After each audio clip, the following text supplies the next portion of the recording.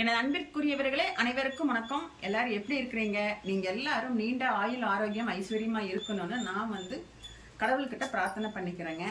இன்னைக்கு நாம என்ன பார்க்க போறோம் அப்படின்னா, ஆடி முதல் நாள்ல நாம என்னென்ன பண்ணணும் அப்படிங்கிறத பத்தி தாங்க நம்ம பார்க்க போறோம்.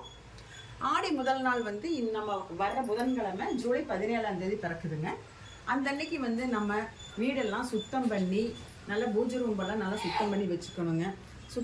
வீட்டு முன் வாசல்ல மஞ்சள் குங்குமம் எல்லாம் பூசி நல்லா வச்சுக்கணுங்க. அப்புறம் இந்த கதவுலையும் இந்த மாதிரி வச்சுக்கணும். மஞ்சள் குங்குமம் வச்சுக்கணுங்க. இந்த மாதிரி நான் ஏற்கனவே வச்சதுதான் உங்களுக்கு காமிச்சிட்டு இருக்கிறேன்.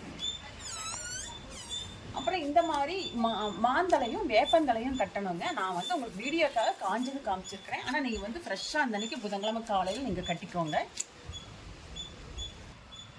அப்புறம் விநாயகர் வழிபாடு முதல்ல நம்ம இந்த மாதம் முழுவதும் வழிபாடு பண்ணணும் அப்படிங்கிறதுக்காக விநாயகரை ஒரு மஞ்சளில் பிடிச்சி அருகம்புல் வச்சு வழிபாடு பண்ணிக்கோங்க. எனக்கு இந்த மாதம் போல் எந்த ஒரு தங்கு தடையுமே இல்லாமல் வழிபாடு நடக்கணும் அப்படிங்கிறதுக்காக.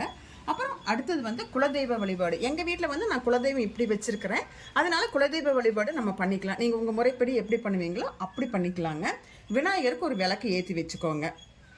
அடுத்தது அம்மனுக்கு எங்கள் வீட்டில் ஓம் சக்தி தான் நான் அம்மனாக வச்சுருக்கிறேன். வேறு எந்த கடவுளும் படம் இல்லை என்கிட்ட. அதனால் நான் ஓம் சக்தியவே நான் ஆடி மாதம் முழுவதும் வழிபாடு பண்ணிக்கலான்னு வச்சுருக்கிறேங்க.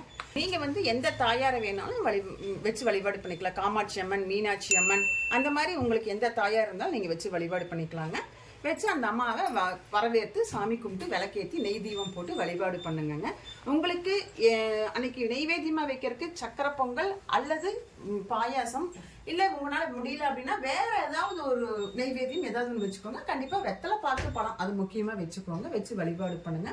நீங்கள் எப்படி வழிபாடு பண்ணணும் அப்படின்னா, நீங்கள் காலையில் வீட்டில் இருந்தீங்கன்னா காலையில் கேலண்டரில் நல்ல நேரம் பார்த்துட்டு வழிபாடு பண்ணிக்கோங்க.